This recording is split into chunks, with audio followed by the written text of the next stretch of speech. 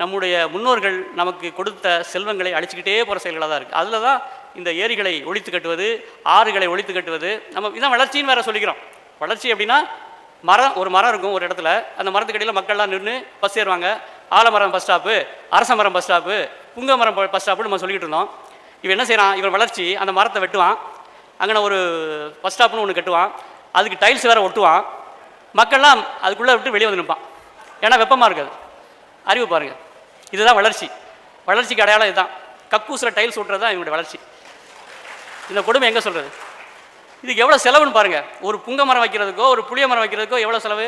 ஒரே ஒரு கொட்டை, அது இவன் போட்டதில்லை, பறவை போட்டிருக்கும், அது வளர்ந்துருச்சு, மரமாக இருக்குது. இவன் வெட்டுறதுக்கு ஒரு காசு, நட்டுறதுக்கு ஒரு காசு. நம்ம வளர்ச்சி எப்படி பாருங்கள். சாலையை அகலப்படுத்துறேன்னு சொல்லிட்டு 2 பக்கம் இருந்த மன்னர்கள் காலத்தில் வச்சுருந்த புளிய மரத்தையும் வேப்ப மரத்தையும் வெட்டிட்டு, அப்போ புளிய மரம் கடுமையான வறட்சியில் ஒரு புளிய மரம் இருந்தால் புளியங்கட்டு பழத்தை எடுத்து வாயில் வச்சிங்கன்னா கொஞ்சம் வறட்சி, அதாவது வறட்சி குறையும். இப்போ என்ன நட்டுருக்கான்னு பார்த்தீங்கன்னா 2 பக்கமும் அரளி நட்டுருக்கான், எடுத்து சாப்பிட்டோன்னா செத்து போகிறது.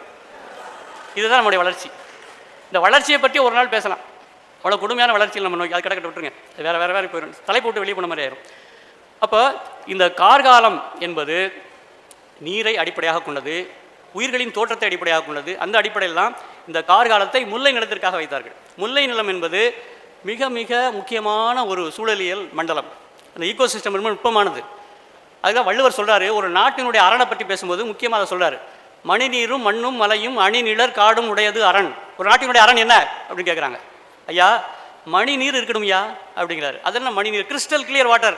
ஆங்கிலம் அவருக்கு அப்போ தெரியுமா தெரியாது, நான் சொல்கிறேன். இப்போ கிறிஸ்டல் கிளியர் வாட்டர் இருக்கணும் அப்படிங்கிறார். அது எப்படியா முடியும்? அங்கே அணிநிழற் காடு இருக்கணும் ஐயா, அப்போ தான் அது நடக்கும் அப்படிங்கிறார். அதனே அணிநிழற் காடு. நம்ம உரையாசிரியர் எழுதுறாங்க, அணிநிழற் காடு அழகிய காடு அப்படின்னு எழுதிட்டாங்க. அப்படி இல்லை. அதுக்கு அணி என்றால் அடுக்கு, அடுக்கடுக்காக இருப்பது. நீங்கள் போய் இப்போ நக்கீரன் ஐயா போன்றவங்களுக்கு தெரியும், இங்கே சூழல் நண்பர்களுக்கு தெரியும். மேற்கு தொடர்ச்சி மலைக்குள்ளே போனீங்கன்னா அது சோலா ஃபாரஸ்ட்னு சொல்கிறாங்க, சோலைக்காடுகள். அதற்கு வள்ளுவர் கொடுத்த பேர் அணிநிழற்காடு அப்படிங்கிறார். அடுக்கடுக்காக இருக்கும். ஒரே இடத்துல 7-8 பயிர் இருக்கும்.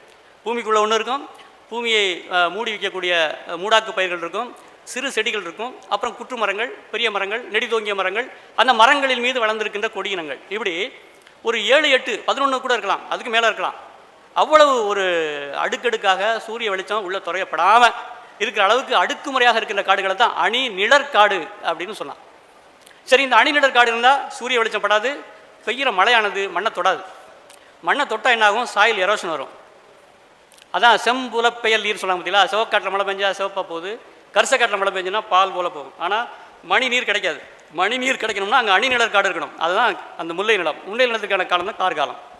அப்போ ஒன்றோட வந்து ஈகோசிஸ்டம் ஒன்றோட ஒன்று சேர்ந்தது.